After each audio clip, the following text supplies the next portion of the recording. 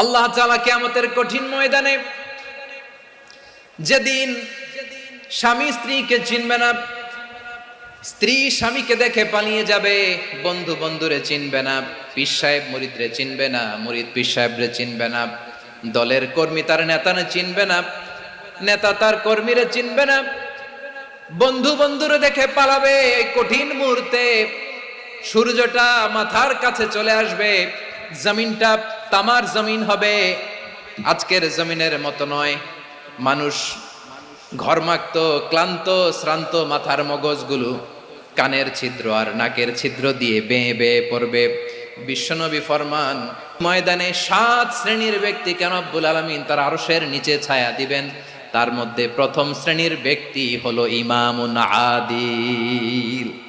ইমামুন আদিল, ন্যায়পরায়ণ শাসক, যে ইনসাফের সাথে